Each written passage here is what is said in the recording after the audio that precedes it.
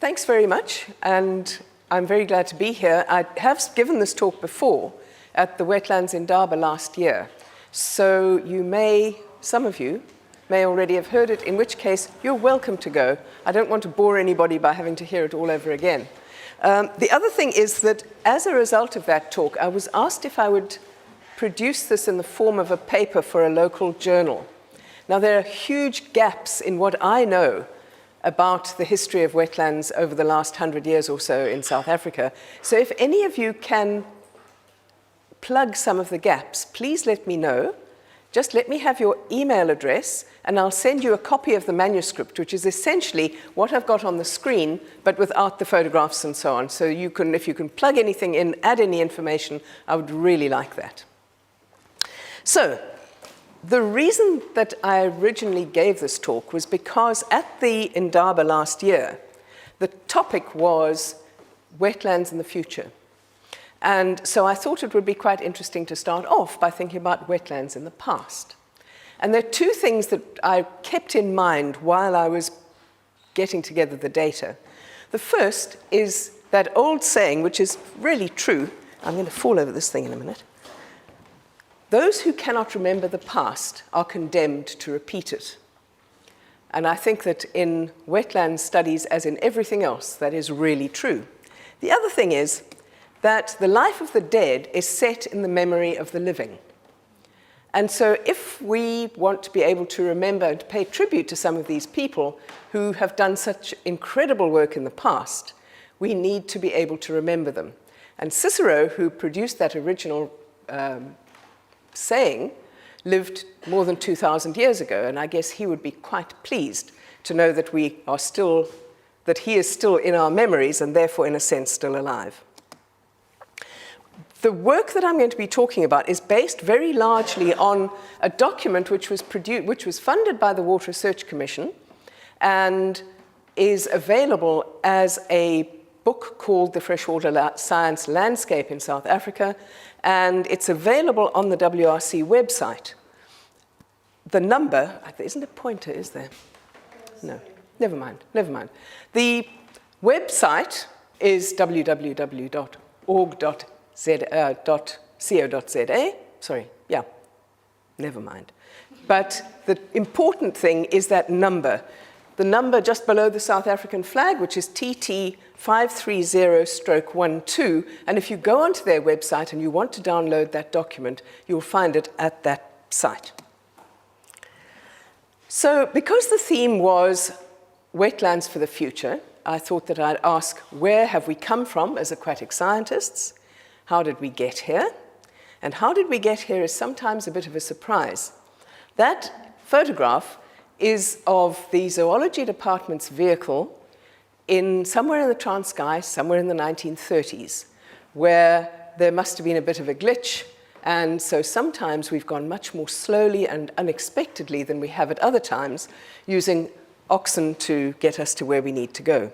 And of course, the really important thing is, where do we go from here? But that's the critical question, which is very difficult to answer, and I'm not really going to try and answer that in any detail now.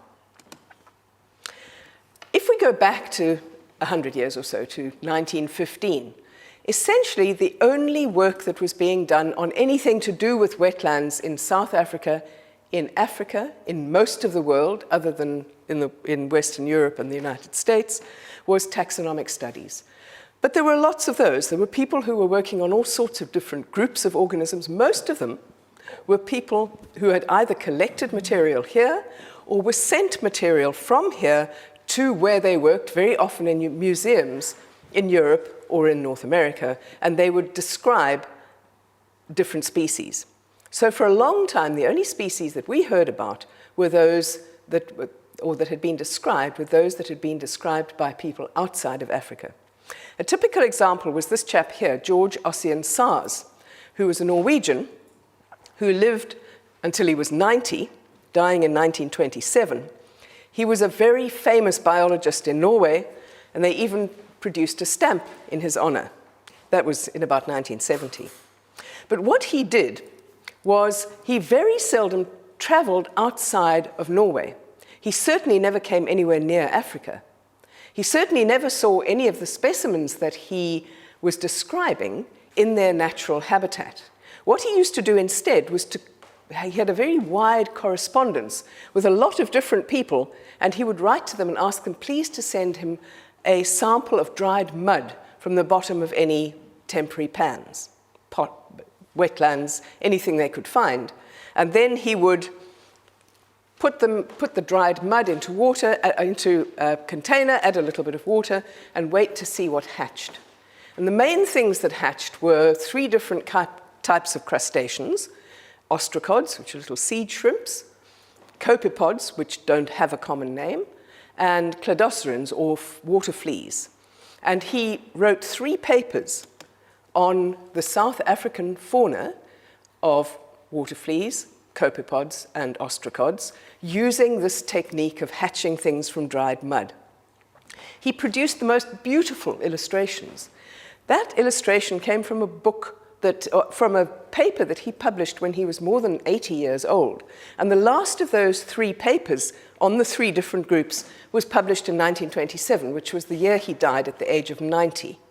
His first publication, I think, was at the age of about 21. So he was publishing almost continuously for more than nearly 70 years. So thanks, Georg Ossian Saars. Then there were a bunch of lady botanists. I mean, there were lots of other people, but I've tried to pick a couple of the interesting ones. And some of the lady botanists were perhaps the most interesting and rather eccentric of the people who were describing South African material. By this stage, they were actually based in South Africa, based in Cape Town, in fact, and were working on local material. The first was Mary Pocock, who was commonly known as Mamie. I cannot find a nice picture of her. I'm sure she was a delightful woman. She spent a lot of time teaching at Rhodes, and all her ex-students thought she was wonderful. So it's really not fair to have only these 2 photographs of her, where she really doesn't look the most enticing sort of person. But she was quite extraordinary. She did all sorts of amazing things. One of the things that she did was in 1925, she got together with somebody called Dorothea Bleek, or Bleek, I think it probably was Bleek, who was an anthropologist and a philologist. And a philologist is somebody who studies languages. And Dorothea Bleek was studying the languages of the Bushmen. And she wanted to go towards Angola to go and study Bushman languages. And Mamie Pocock wanted to go towards Angola to study freshwater algae. So they got together and they went off on this remarkable, monstrous trip from Cape Town to Livingstone, which is dead in the middle there, by train. And then at Livingstone, they got off the train and they walked or took carts from Livingstone to Lobito Bay on the coast of Angola. So this was 2 women. They weren't on their own. They had lots of people to help them, mostly in the form of porters and people of that kind. So the bottom photograph shows some of the porters and Mamie and Dorothea. And the main photograph shows the 2 of them doing their thing. Another remarkable woman who was much less adventurous was Edith Stevens. And some of you may know of the Edith Stevens Nature Reserve, Wetlands Park, I think it's called. Edith Stevens, like Mamie Pocock, went to local schools, but went over to Cambridge. Now, in those days, they weren't able to get a PhD. A woman couldn't get a PhD from Cambridge. In fact, a woman probably couldn't get a PhD from most universities at that time. So they came back here, and interestingly enough, both of them, at some stage later, got a PhD from the University of Cape Town. But Edith Stevens also lectured and then became a reader in botany at UCT. A reader is a very fortunate person who doesn't have to do any lecturing, can just do research and do basically what they like and get paid for it. So Edith Stevens was a lecturer for many, many years, and she was a most entertaining woman. I met her. I was very fortunate to meet her when she was probably about 2 years before she died, and when I was a very, very young student. And her house was a laboratory as well. Her big sitting room, I think she'd probably knocked some walls down, so there was this huge room that just had dozens and dozens of metal filing cabinets with papers and books and mushrooms. She was a very keen fungologist. So she identified mushrooms for people who had picked them. They'd take them along to her on a Sunday morning when they'd been out collecting and say, is this edible or not? And most of the time it was. She did say that on one occasion, somebody had picked some mushrooms and eaten them without asking her. And she said they left some behind, which was fortunate because they died, dear. But it was a very interesting mushroom. She also told the story against herself of going out onto the I suppose you could call it the floodplain of the Black River. And she was collecting freshwater algae, single-celled algae. And of course, when you collect those, you don't have very much to show. So she would have been collecting something like that. And it was in the grounds, or very near to the grounds of Falkenberg, the local insane asylum. And somebody from the asylum came along and saw her wandering around and said, what are you doing, dear? And she said, oh, I'm collecting algae. Look, I think there are a whole lot of these in this jar. And he thought, yeah, right. What's in a jar like that except a bit of dirty water? So he said, come along, dear, I think you should go back home, go back into the institution and go and have your breakfast. She said, don't be silly, young man, of course I'd buy it. And she eventually had to get them to phone the professor of botany to say, there's this very strange woman who says that she's Edith Stevens. And he said, oh, yes, of course, she's fine, you can let her go. And Edith Stevens thought that was a really great story. She was given a grant. She won an award and was given a grant which she used to buy a piece of land which is now the Edith Stevens Wetland Park. There's a photograph of her walking in that area. That's what it used to look like up on the top left, and more or less what it looks like now. The reason that she bought it was because of the presence of Isoetes, which is a tiny, really insignificant little thing, which turns out to be a fern, but looks just like a very small grass. There were a couple of other people who were also systematists. Keppel Barnard was perhaps the most astonishing. He was actually an Englishman who had studied biology and then done a law degree on the insistence of his parents, and then he decided that really wasn't what he wanted to do. So he spent a few months working in England, and then he came out here, and he worked at the South African Museum, eventually becoming director and staying on until he died. And he was 64, 74, well over 70 before he died. He was a polymath in the sense that he was able to describe huge numbers of different kinds of animals, mostly invertebrates and fish. That middle photograph shows him mountain climbing. So he wasn't just somebody who was stuck in a lab, he was very keen on going out, and he collected a lot of the original material that he described. And the groups that he worked on, he produced 5 volumes on mollusks, marine mollusks, several volumes on crustaceans, including one on decapods, which is 10, 15 centimeters thick. He produced work on caddisflies and beetles and various other groups, and fishes. One of the things that really interests me about him was that he obviously had a very keen eye for distinguishing differences between species. Now, it's one thing to be able to say they're different species, it's another thing to be able to say why. And he couldn't always say why, but he could be pretty sure that he knew when species were different from each other, when individuals belonged to different species. And the best example I have is with a little fish, the things called Galaxias, which were originally described as one species. They're these tiny little, very insignificant little fish that one still occasionally finds in some of the freshwater flays and so on. And Barnard said there wasn't just one species, but 4 species. It turns out that the person who described the one species was wrong, so was Barnard, because in fact there are a lot more than 4, but you can only distinguish them genetically, which is a very difficult thing to do. But he was aware of the fact that there was a great deal more diversity in some of our animals than we really realized at the time. The next thing was an era of descriptive studies. Of course, people were carrying on doing the systematics, but there were also the beginnings of systematic studies on wetlands and on rivers. The very first was in 1915, and that was an intensive study of the fishes of the Swartkorps River, of Swartkorps Estuary, basically what is now the Swartkorps rather damaged estuary near Port Elizabeth. Then in 1923, there was the first account of water quality anywhere probably in Africa. And that was samples taken from Sekouffle on the Cape Flats. And in those days, the only way of getting to Sekouffle was walking 3 or 4 kilometers through the sand dunes. But somebody, I don't know who it was who did that work, and I still am trying to find out the reference. But it was the first description.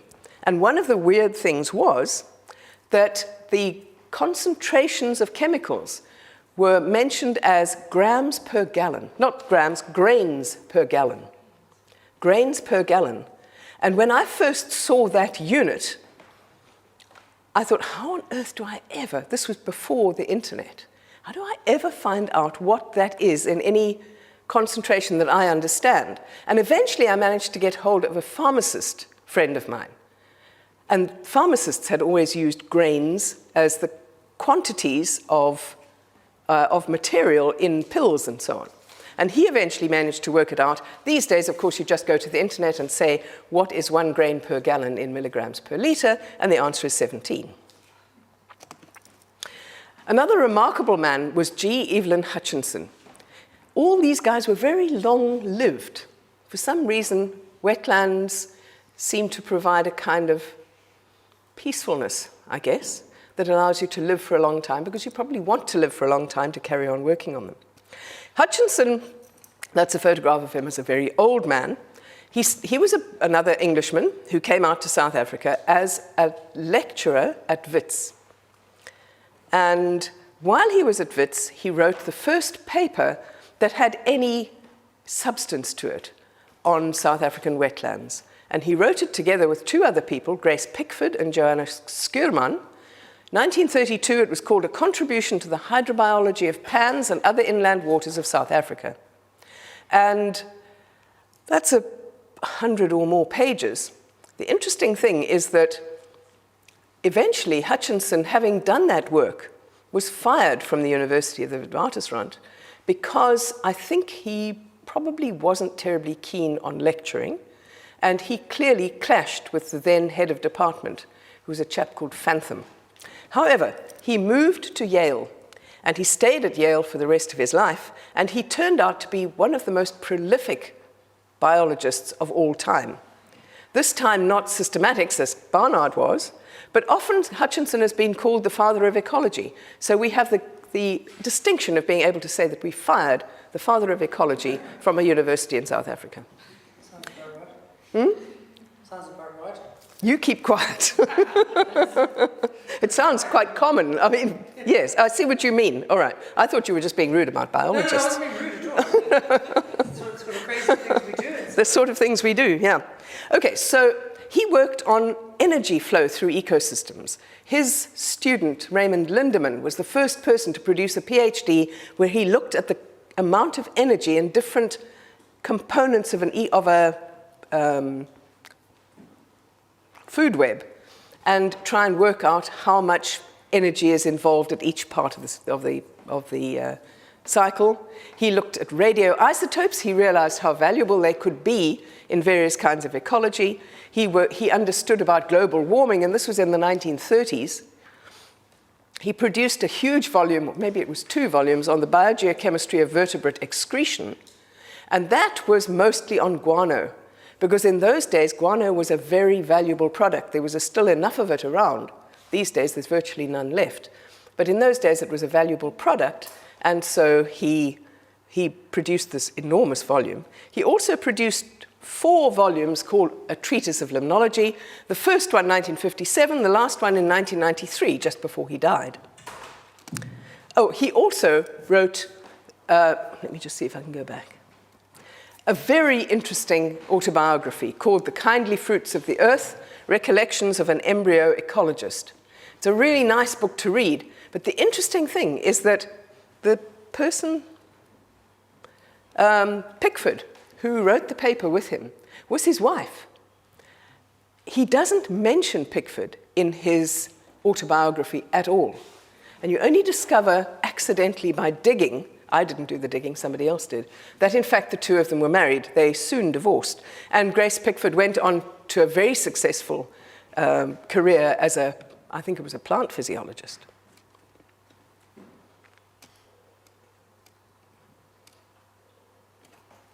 Right, so in the 1910s and 1920s in South Africa, there was a continuation of descriptive work, the very first flickerings of interest in management of wetlands, and some experimental work. In 1913, a chap called John D. Gilchrist, together with his assistant W. W. Thompson, catalogued the freshwater fishes. He was actually a marine biologist, and he was head of department of the zoology department at UCT. But he became interested in freshwater fish. Nobody had ever worked on them before, and so he produced this catalogue of freshwater fishes. 1924, trout were introduced, which provided a whole different way of looking at fish. When they were nice to catch, nobody realized at the time that they were really going to devastate the local native fishes. And in 1931, the first hatchery was developed in Newlands to transplant trout to as many rivers as possible. In 1927, another interesting Englishman arrived on the scene. He was also, he'd done his PhD in England, and he came out to South Africa as the head of department and chair of zoology at UCT. And he was only there for about 3 years. He turned out to be an extraordinarily difficult man. One of the things he did was he was a physiologist. And previously, of course, Gilchrist had collected a large number of specimens that he could use for teaching, so that the undergraduate students would be shown specimens of all sorts of things. While Gilchrist was collecting the marine fishes, he was also collecting a lot of stuff off the bottom, a lot of benthic material. So he had a wonderful collection of invertebrates.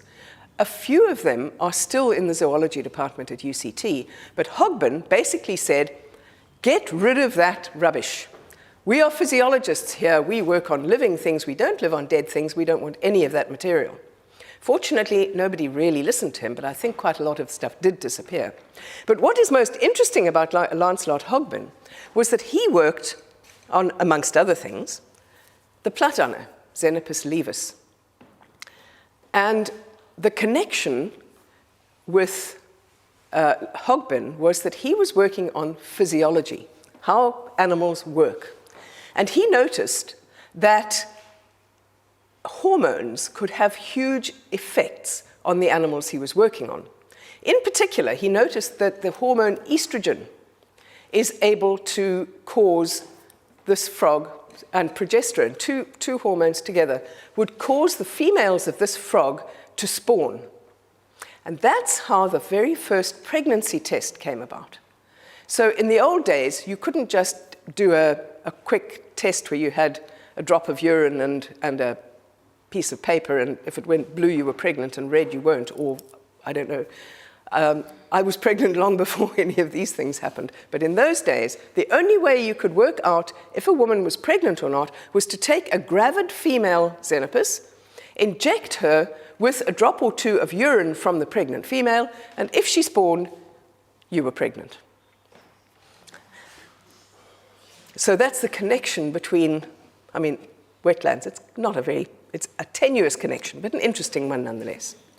Right, in the 1930s and 1940s, of course, it was coming up to the Second World War and going through the Second World War. But in the earlier part of that time, Johannes Skuurman, who had worked with Pickford and Hutchinson, started to do a lot more work and produced another really important paper on the microflora and fauna, in other words, the algae and the microcrustaceans.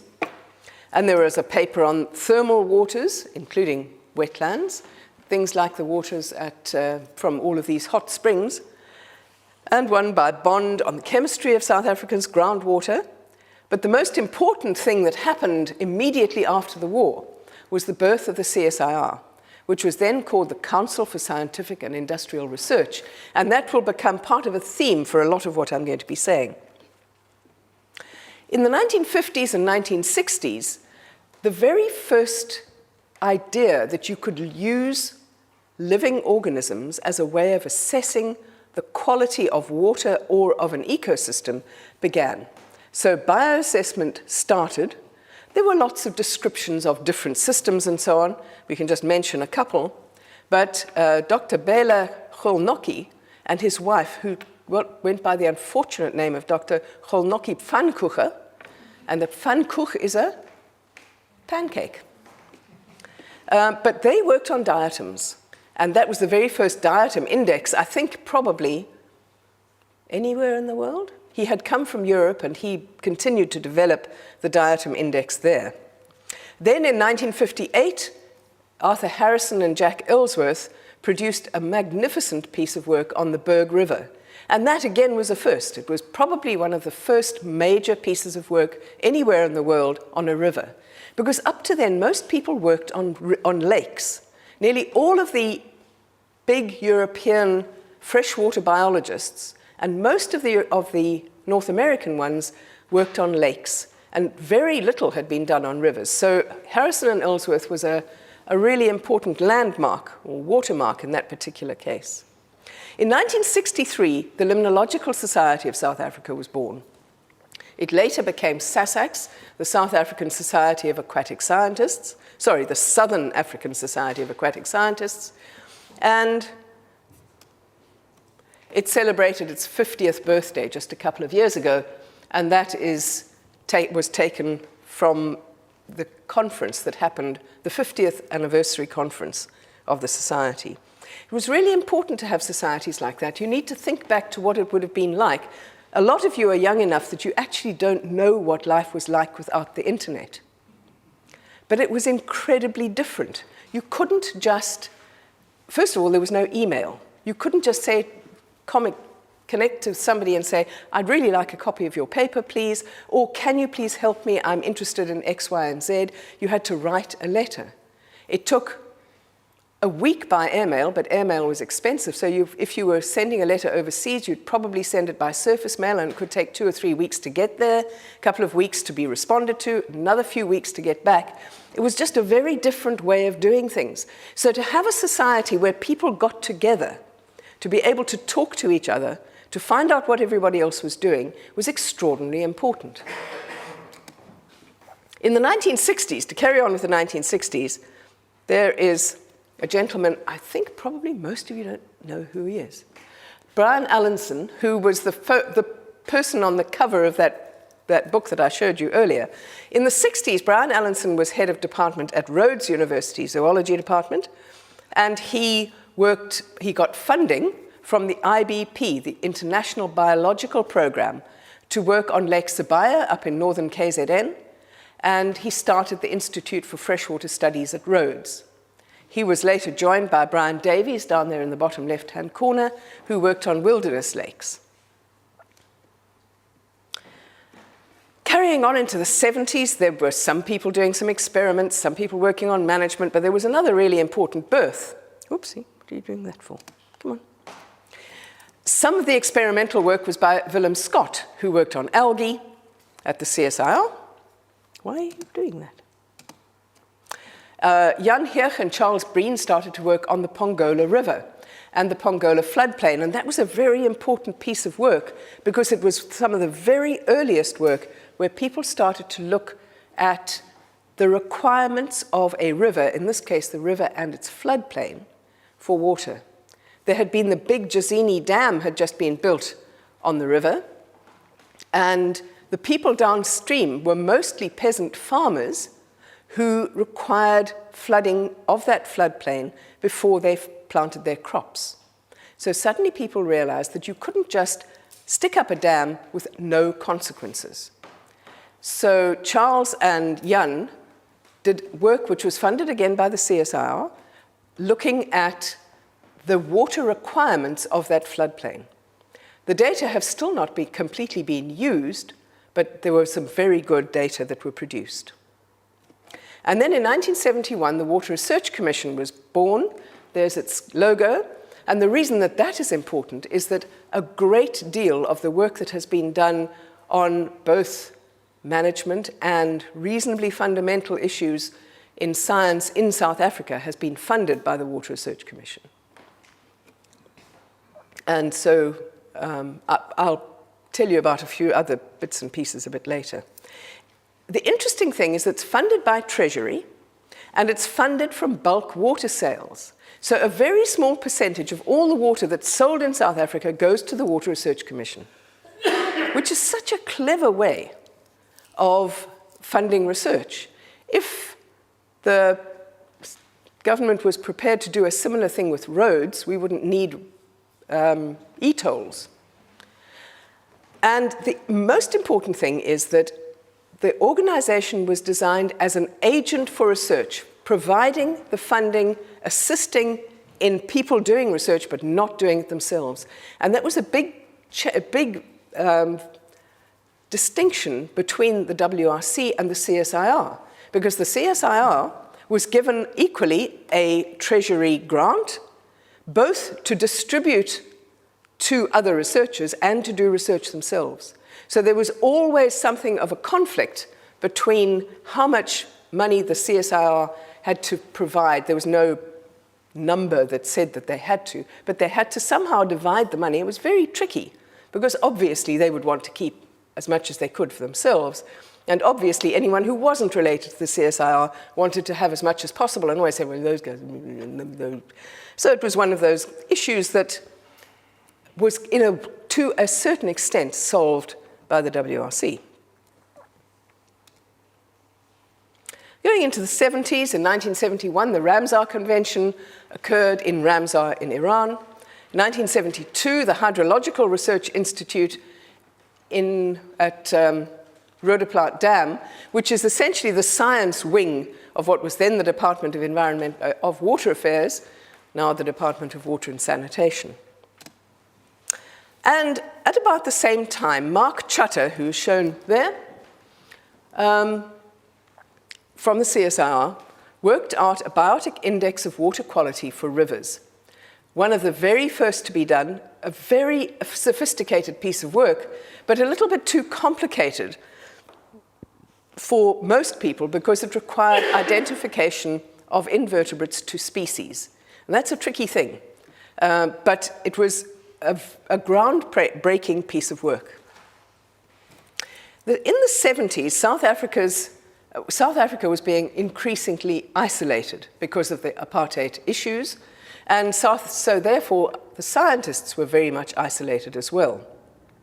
In 1979, there was an international meeting of the International Society of Limnology in Nairobi, and there was a great deal of argument as to whether any South Africans would be allowed to attend.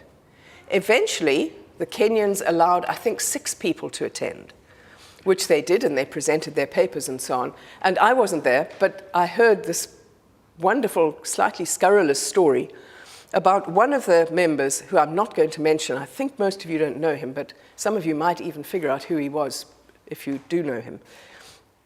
They went on a field trip afterwards to Lake Naivasha. And Lake Naivasha at that time was completely surrounded by swamps, mostly of papyrus, looking something like that. And the only way you could actually get out to the water was on walkways. So they had wooden walkways going out to the edge of the water. And a group of people had gone along to go and have a look at the water. And it included 3 very elderly lady limnologists, including a couple who were quite upright. And there was also this fellow who was probably young middle age, and he was walking along, and suddenly he stopped, he jumped up and down, yelled, took off his trousers and his underpants, and said, "Oh, they're eating my nether parts." And what had happened was that he'd stopped for a minute, and there were ants that were living underneath the walkway, and as soon as they come across anything interesting, they just swarm all over it. Now, funnily enough, about 2 years ago, I was in Egerton, which is also in Kenya, with a lady biologist, and not quite as elderly as those two, but nonetheless. And the 2 of us were standing looking at an artificial wetland, and suddenly we both said, "Ah!" We didn't quite take all our clothes off because there were quite a lot of students around the place, but we ran back as fast as we could to the car and divested ourselves of our clothes because the same species of ant had decided that we were actually going to be quite good to eat. Right, the CSIR was an extraordinarily important institution, as I've said. It was particularly important because there were some really innovative thinkers who were involved in particularly the ecosystem side of things. And in 1975, it was born in 1945, so it was by this stage becoming almost a middle-aged organization. It produced what were known as the Cooperative Scientific Programs, the CSP. And Graham Noble, who lives in Cape Town now and has been long retired, was essentially in charge of this, and I think it was mostly his idea. There were programs, for instance, a national program on environmental sciences, which included inland waters ecosystems. So there was a program funded by the CSIR on inland waters ecosystems, IWE, which included looking at eutrophication and aquatic weeds and coastal lakes and man-made lakes, the Pongola floodplain, and a whole lot of other things. So there was this remarkable opportunity for people to get together to work in groups on some really fundamentally important issues. This wasn't management stuff, this was real science. The Fynbos biome program was part of the same thing. And ironically, the Inland Waters Ecosystems program was once again focused very much on lakes, whether they were coastal lakes or impoundments or whatever. And somebody very famously said, we don't need to fund work on rivers, we already know how rivers work. Now, we in the Western Cape were wanting to work on our local rivers, particularly rivers in the Yonkosuke Valley. So we approached the Fynbos biome program, which was a terrestrial program. But we said, it's about time you learned something about the rivers in your system. And they said, oh, yes, okay, we'll give you a bit of money. So they did. And Jackie King and Brian Davies and I eventually did quite some really nice work on Langrefere as one of those rivers being funded by a terrestrial group rather than an aquatic group. But people throughout the rest of the world really envied us in South Africa for this remarkable ability to have money to work on fundamental issues and to work in groups. There would be annual meetings, people would get together, there'd be workshops, and it was a very productive time. In the mid-1980s, Margaret Thatcher had arisen in England, and the whole idea of Thatcherism and management and almost a suspicion, I suppose, of science, and needing to have money, not providing money for research, came to the fore, and the CSIR was essentially imploded. It was no longer provided with the money to carry on with this kind of work. Instead, the people who were funded by the CSIR had to become consultants. They had to go out and find their own money, and it essentially meant that these wonderful programs ceased to exist. That is the photograph of a conference held at the Wilderness in 1984 with a number of Australians, and it was funded partly by Inland Waters Ecosystems and partly by, I think, the Water Research Commission. And of those people, it's just interesting that the ones that I've circled in yellow were all working for the CSIR, and it was before it completely declined. Mark Chutter, Brian Huntley, Dan Turin, Graham Noble, who's the guy who started it all off, so it's kind of appropriate that he should be in the middle. Danny Wormsley, I don't think you know these people, and I can't see because I haven't got my glasses on. Richard Robarts, Pete Ashton. And then there were people who were from universities. Jay O'Keefe, Kevin Rogers, Steve Mitchell from the Water Research Commission, who at that stage was still doing his PhD, Maitland Seaman, Ferdy de Moore, Charles Breen, Brian Allenson, Jan Hirsch, Brian Davies. So there were roughly equal numbers of academics and people from the CSIR, and some really good work was being done. Carrying on in the 80s, or no, let's go back just a little bit more, Graham Noble and a colleague of his wrote something called Inland Waters Ecosystems of South Africa, a review of research needs. And they talked about swamps and pans and ponds and marshes. They didn't use the word wetlands because the word wetlands hadn't been invented then. It was really only invented in the early 80s, I think by a chap called Bill Mitch. But it was the first consolidation of our understanding or lack of understanding of wetlands. There were CSP-funded projects. Rob Hart worked on zooplankton. There he is on the right. There was a Hartbeespoort Dam program with Mark Chutter, who I've already mentioned, Pete Ashton on the right there, and Richard Robarts on the left, all CSIR people. Then in 1978, and this is a different story which actually needs to be told at some stage, was how scientists and engineers in particular got together to try to manage South Africa's aquatic ecosystems, particularly rivers. But there was a Palmeet Advisory Committee that had been developed. It was a ministerial committee that had been developed because a chap called Paul Roberts at DWS, then Department of Water Affairs, had heard somewhere vaguely that people were saying that perhaps we should set aside some water in rivers for rivers, rather than using all of it for human activities. And so the Palmeet River was about to be dammed with a dam right down near the coast. It would have been an enormous dam, and it would have completely wiped out probably our most significant, still free-running river. And so Paul Roberts and various other people, and there was a lot of concern by the Greenies, including me, that you can't just do that. You've got to think about what it means. And that was in 1978. And I don't have time to discuss it in any more detail, but it really was the beginning of scientists and engineers working together in this country. And that is what landed up in 1998 when we produced the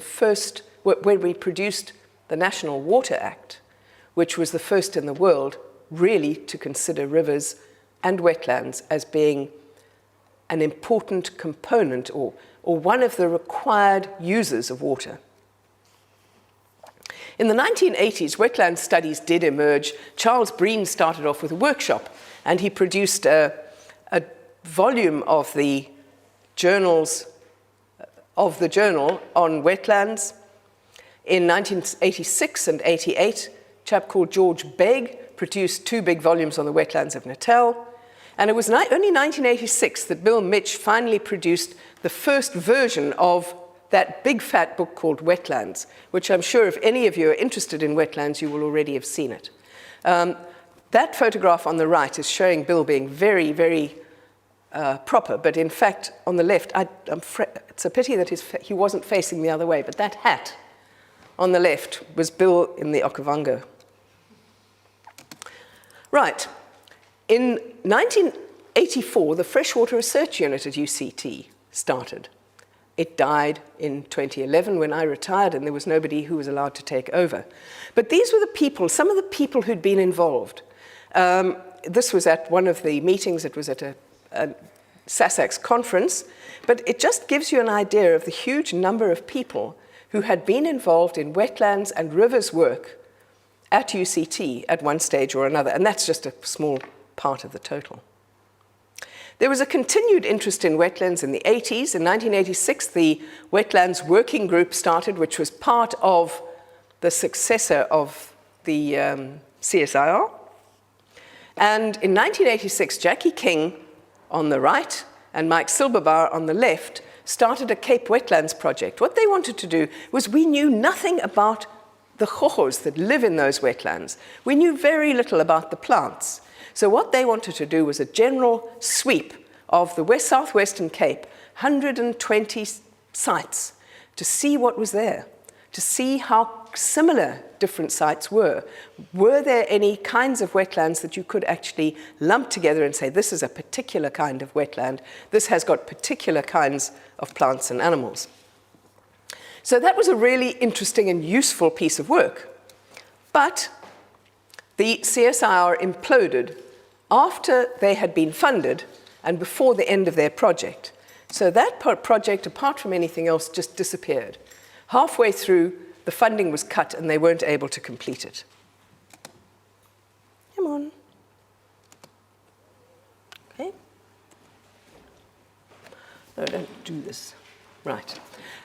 My very first PhD student, Tony Gardner, worked on the Blackwater flays locally, and he was also funded by, in fact, the Fynbos program, and he just managed to finish before the money ran out.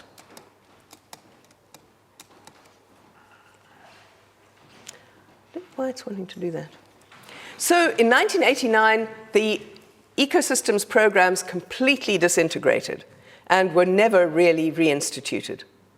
So from 1989 onwards, the only person who had any official relationship with wetlands was this chap called Jeff Cowan, who was working for the Department of Environmental Affairs, and basically he was Mr. Wetlands, and there was nobody else who really was trying to take things forward.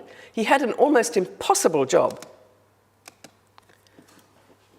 But other groups began to develop.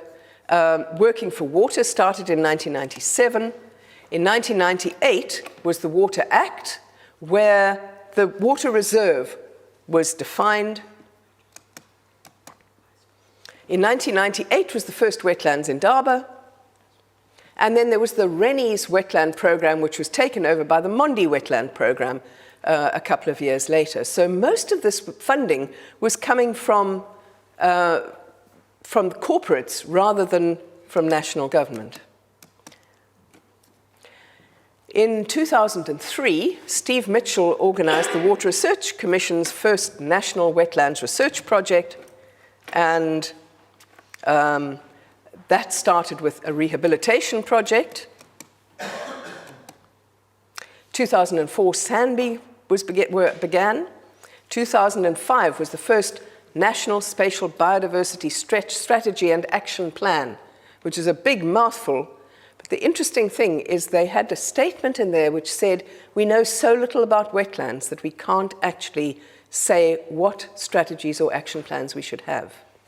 The next one, which I think was 5 years later, definitely did include wetlands, but it just shows there was this huge hiatus where nothing really meaty was happening. But in 2005, John Deeney was appointed to run the Sanby freshwater program, which is now morphed into what they call the ecological infrastructure program, which I don't, yeah. And in the mid-2000s, a wetlands map was produced, the very first time people tried to put it all together. Oh, sorry, we're going wrong. I don't know why we're going so strangely here. And from there onwards, really, there have been a whole lot of individual projects which together are important, but probably not as many landmark programs as before.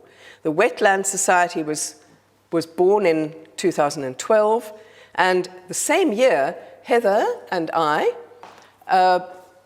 started a project to pick up where Mike Silbermeyer and Jackie King had left off 25 years before, trying to find out from what was known from the work that they'd done, how we could see what changes there might have been in the wetlands over those last 25 years. I don't know why this doesn't want to. Okay, so just the last couple of minutes. The common themes in wetlands research from that last Indaba were mostly descriptive. They were about biodiversity, mostly about organisms. They were about ecological infrastructure, which is basically aquatic ecosystems, I think, about hydrology and about mapping and inventories, and quite a lot about management, about rehabilitation and conservation and biomonitoring. But there was very little on water quality, resource economics, ecosystem services, artificial wetlands, climate change, genetics, microbial biology, or experimental work. So there were a lot of really important topics that are essentially not much discussed in South Africa at the moment. I think that the priorities at the moment are, first of all, how do wetlands work? We don't know. There's a huge amount we don't know. We know very little about water quality, about nutrients. We know little about microbial activities. We don't really understand a lot about how hydrology dictates what a wetland is going to be like and how a change in hydrology is going to dictate a change in the wetland. We don't have much of an idea of reference conditions so that we can know what is a good wetland like. We know a lot about the biodiversity of a few groups, but we really need to know something about the taxonomy of a lot of others. Bugs, water mites, chironomids, cladocerans, all sorts of things, and virtually all the minor groups we still don't know very much about. And as far as conservation is concerned, our priorities, I think, are gap analysis. In other words, where are we not conserving important things? Ground truthing these FEPAs that were being talked about just a few minutes ago, the National Freshwater Ecosystem Priority Areas have been identified, but they haven't really, most of them, haven't really been ground truthed. So we don't know how accurate those maps are. And we don't have systematic conservation planning of wetlands. And then priorities as far as management are concerned. I think we need to know a lot more about resource economics, about ecosystem services, about artificial wetlands, particularly because there are such big problems these days with conventional wastewater treatment plants.